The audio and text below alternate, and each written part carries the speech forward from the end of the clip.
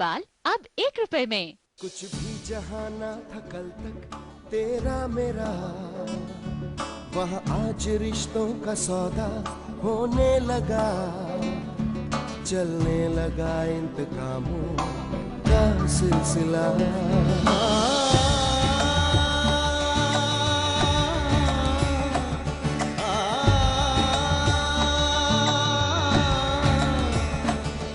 जब आसमानों की ख्वाहिश होने लगे, इंसानियत अपनी आदत खोने लगे, अब हार किसको मिले और जीत किसको मिले, बस वक्त के हाथ में है फैसला।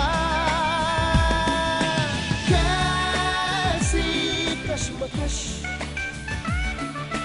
कैसी कश्मकश,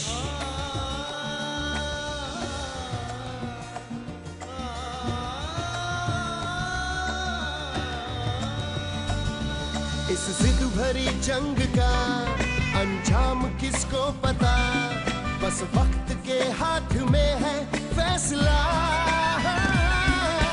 कैसी कश्मकश,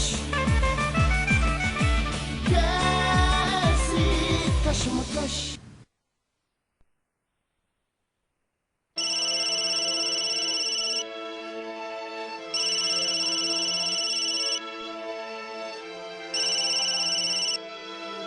हेलो हेलो काम्या, मैं बोल रहा बेटी। क्यों फोन किया है आपने? कैसी बात करी बेटी, एक बाप का अपनी बेटी से बात करना मना है क्या? कुछ लोग रिश्तों की दुहाई तो देना जानते हैं, लेकिन उसके फर्ज को निभाना नहीं जानते। बेटी मेरा वक्त जरूर बुरा चल रहा, पर मैं इतना बुरा बाप नहीं जितना तू मुझे समझ रही है। पर बेटे मैं वक्त आने पे ये बात साबित भी कर दूंगा, देख लियो तू। ये तो आने वाला वक्त बताएगा। खैर आपने फोन किया है तो ये भी बता दीजिए कि क्या बात है। बेटे बताऊं तो, पर बताने में बड़ी शर्म से आ रही मुझे। अब तुझे नहीं बताऊंगा तो और किसे बताऊंगा? तू ही तो मेरी बेटी है, तू ही मेरा बेटा है बेटे। देखिए बात को घुमा फिरा कर मत कहिए, सीधे सीधे कहिए क्या बात है। बेटे मुझे थोड़े से पैसों की जरूरत थी। पैसे सिर्फ एक शर्त पर मिल सकते हैं, मुझे मेरी माँ का पता बता दीजिए। हाँ बेटे बता दूंगा, जरूर बता दूंगा, पर तू पहले मेरा काम तो कर दे। ठीक है, मैं आपसे मिलने आऊंगी और आपका काम भी हो जाएगा।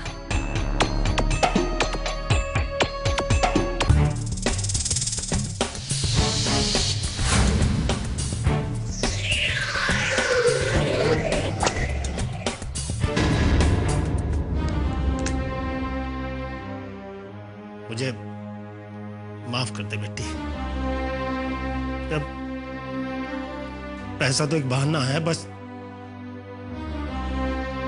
तेरे इस बाप को तेरी एक झलक देखनी है। बेटे मैं भी जानू कि तू दिल से मेरे पास कभी नहीं आने वाली।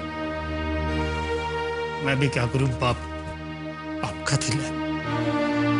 मुझे माफ कर दे बेटी, माफ कर दे। क्या हुआ पायल, तुम इतने गुस्से में क्यों बैठी हो? अरे मौसी गुस्सा नहीं करूं तो क्या करूं, वो तनु हमारे घर में आकर बैठ गई। तो क्या हुआ, तुम इतनी परेशान क्यों हो रही हो? अरे मौसी आप कह रही, कल तक वो तनु दूर रहकर हमारे सागर को छीनने की कोशिश कर रही थी, अब तो घर में ही आ गई है। देखो पायल, अपना दिमाग शांत रखना। क्यों, सागर पर तुम्हें भरोसा नहीं है क्या? अरे मौसी सागर पर भरोसा है पर तनु पर नहीं है। अब तो जानती है ना कि औरत किसी मर्द का दिमाग खराब करने की ठान ले तो करके ही रहती है। ये मुझसे बेहतर कौन जानेगा, मैं तो खुद तुम्हारे जरिए यही करवा रही हूँ। मौसी अरे यहाँ हमारी सौतन घर पे आके बैठी है और आप पता नहीं। देखो मुझे कोई परेशानी नहीं है, क्योंकि मैं अच्छी तरह से जानती हूँ कि सागर कैसा है। और तुम देखना, सागर घर आएगा और तनु को धक्के मार के इस घर से बाहर निकालेगा, तुम देखती जाओ। आप सच कह रही हैं, वो ऐसा ही करेगा ना? हाँ बेटा, पर तुम अपना दिमाग शांत रखो। तुम जानती हो ना, सागर को झगड़ा बिल्कुल पसंद नहीं है। अरे मौसी हम जानते हैं, पर क्या करें, उस तनु को देखकर हम उससे उलझ बैठे। और वो है भी इतनी बेशर्म ना कि इतनी कड़वी बातें सुनने के बाद भी घर में बैठी। बेशर्म औरत ही किसी दूसरी औरत के सुहाग के पीछे पड़ सकती है ही वो बेशर्म। और तू चिंता मत कर, उसके बारे में तू सोच ही मत, तू आराम कर। मैं तुमसे वादा करती हूँ कि तुमसे कोई तुम्हारी खुशियां नहीं छीन सकता, कोई भी नहीं। मैं हूं ना।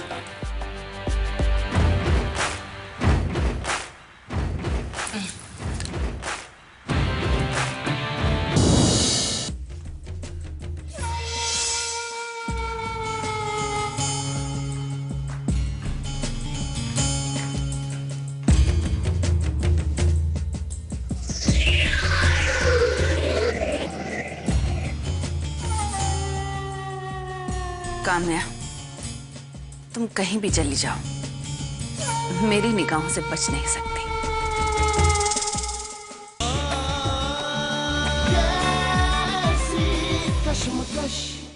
1 करोड़ लोगों को कॉन्फिडेंस।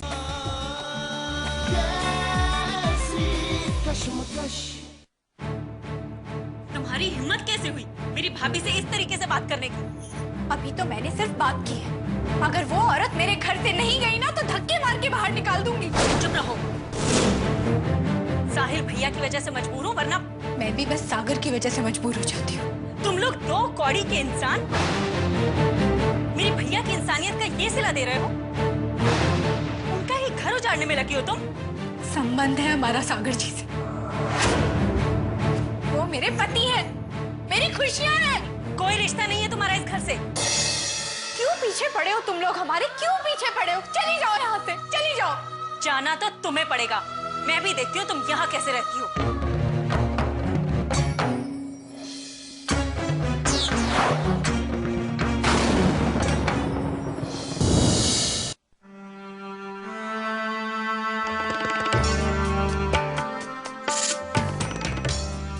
साहिल को मैं कैसे बताऊं? ये सब राजलक्ष्मी की साजिश है। राजलक्ष्मी ने ऐसा जाल बुना है जिसमें से साहिल का निकलना तो दूर, मैं खुद उसके जाल में फंसता जा रहा हूं। आज साहिल ने जो कुछ भी मेरे साथ किया, उससे मुझे इतना तो पता चल गया कि राजलक्ष्मी साहिल के दिमाग पर छा चुकी है।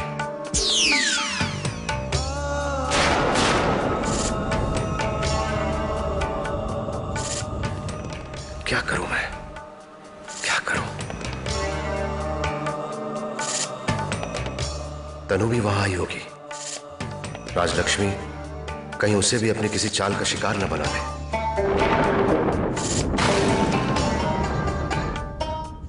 फोन करता हूं।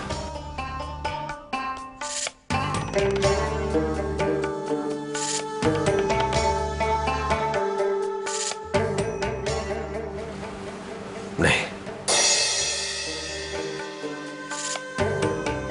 इस वक्त बात करना ठीक नहीं होगा।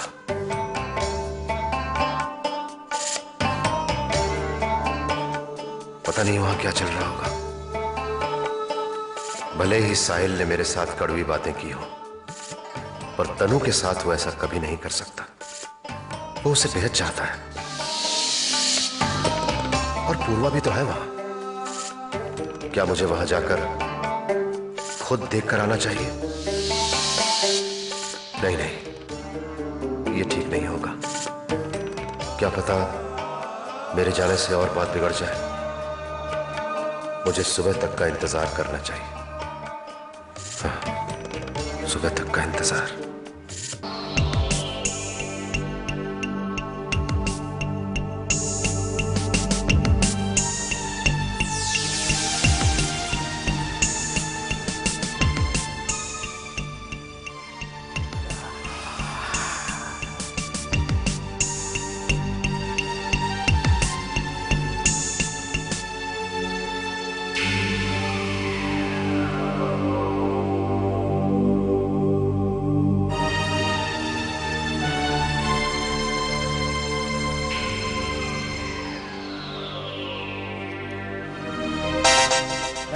बड़ा इंतजार कराया बेटी, हमारा काम तो कर दिया होगा।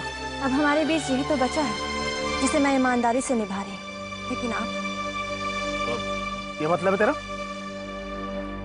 आज आपकी वजह से मुझे ये एहसास हो गया है कि आपने मुझे अपनी बेटी से जो प्यार के दावे किए थे वो सब झूठे थे।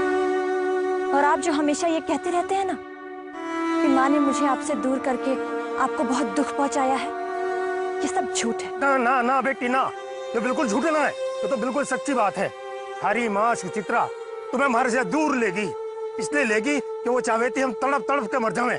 वो इस बात को अच्छी तरह जाने थी कि हमारी जान तो बेटे तेरे में बस है बस। अच्छा, तो आज आप क्या कर रहे हैं? आप अच्छी तरह से जानते हैं कि मैं अपनी माँ से मिलने के लिए किस कदर परेशान हूँ, फिर भी आप मुझे उनके बारे में कुछ नहीं बता रहे। बेटे, बताने का भी वक्त नहीं आया। जब भी सही वक्त आएगा ना, मैं सबसे पहले सारी सच्चाई तुझे बताऊंगा। मैं खुद भी उस सही वक्त का इंतजार कर रहा बेटे। क्या इसी लेने के बाद भी वो सही वक्त नहीं आएगा? बेटे, ये पैसे तो हमारी मजबूरियां हैं, पर एक बात है, भगवान कसम, हमारी माँ के बारे में बहुत जल्दी तुम्हें बताऊंगा मैं इस वक्त का इंतजार करूंगी।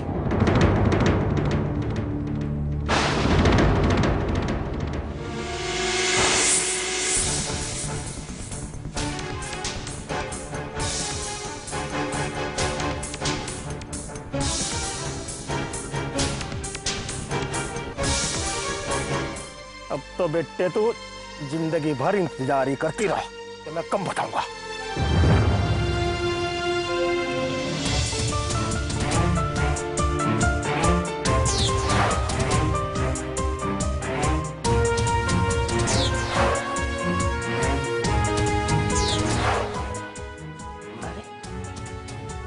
अभी अभी तो प्रताप काम्या के साथ यहाँ था, अचानक कहाँ चला गया?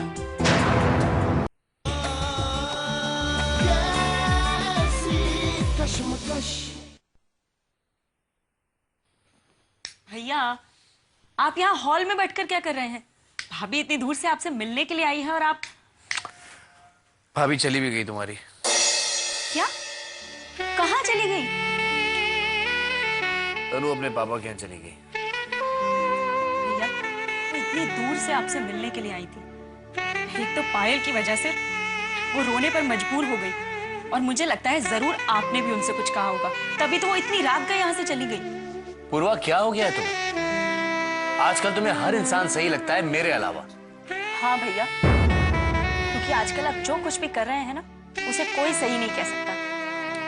पूर्वा, मैं वैसे ही परेशान हूँ, मुझे और परेशान मत करो। मैं आपको परेशान कर रही हूँ या फिर आप सबकी परेशानी का सबब बने हुए हैं? अचानक ही आपको सब अपने पराये और पराये अपने लगने लग गए। या अपनों से अपनी परेशानी बांटिए, 50 रास्ते निकल जाएंगे, पर नहीं, आप तो अपनों को ही परेशानी देने में लगे हुए हैं। पूर्वा, आखिर मैंने ऐसा क्या कर दिया है जो तुम मुझ पर इतने सारे इल्जाम लगा रही हो? मैं आप पर इल्जाम लगा रही हूँ? इल्जाम तो आपने विक्रम अंकल पर लगाया है। मैंने कोई गलत इल्जाम नहीं लगाया। सबके सामने उस कंपाउंडर ने विक्रम मल्होत्रा का नाम लिया था, और जो उन्होंने किया वो ठीक, और जो कुछ मैं कर रहा हूँ वो गलत है। अच्छा फर्ज निभा रही हो तुम एक बहन होने का। भैया, आप मुझे अपना फर्ज याद दिलाने से पहले खुद को देखिए। क्या आपने अपना पति होने का फर्ज सही से निभाया है? क्या आपका फर्ज नहीं बनता था कि आप ये जानने की कोशिश करते कि पायल ने भाभी को क्या क्या कहा, किस तरह से जलील किया? क्या आपका फर्ज नहीं बनता था कि जब आपकी पत्नी आपके होने वाले बच्चे की माँ आधी रात को इस घर को छोड़कर चली गई, तो आप उसे रोकते? पर नहीं। हाँ भैया, माना कि आपकी नजर में विक्रम अंकल गलत है, पर इसमें भाभी का क्या दोष? अभी भी देर नहीं हुई है। इससे पहले कि आने वाली खुशियां लौट जाएं, उन्हें वापस बुला लीजिए। नहीं, मैं फोन नहीं करूंगा। भैया प्लीज। तुम्हें बात करी थी, तुम बात करो ना, मुझसे क्यों जबरदस्ती कर रही? ठीक है, आपको बात नहीं करनी मत कीजिए, मैं ही कर लेती हूँ। The person you are trying to contact is not reachable.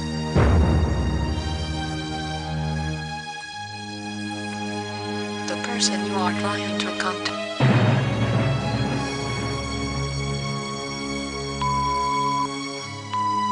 The person you are trying to.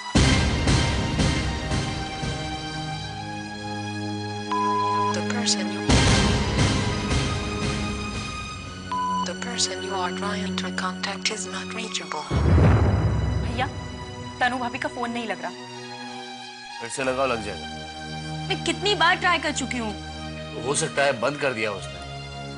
भाभी मोबाइल कभी बंद नहीं करती, ये आप अच्छी तरह से जानते हैं। ठीक है, मैं विक्रम अंकल को फोन करती हूँ, शायद उनसे कुछ पता चल जाए।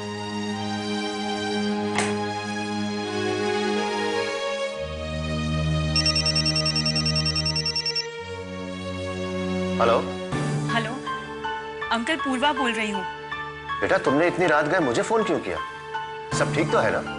हाँ अंकल, ऐसी कोई बात नहीं है। वो तनु भाभी का फोन ट्राई कर रही थी, मिल नहीं रहा, तो सोचा आपके फोन पर ही उनसे बात कर लेती हूँ। लेकिन उसे तो तुम्हारे घर पर तुम्हारे साथ होना चाहिए, फिर तुमने उससे बात करने के लिए मेरे मोबाइल पर फोन क्यों किया? मतलब तनु भाभी वहां नहीं है? क्या मतलब? पर वो तो काफी देर पहले ही निकल चुकी हैं आपके घर आने के लिए। क्या? अगर वो काफी देर पहले निकली है तो अभी तक यहाँ पहुंची क्यों नहीं? नहीं पहुंची, फिर वो गई कहाँ?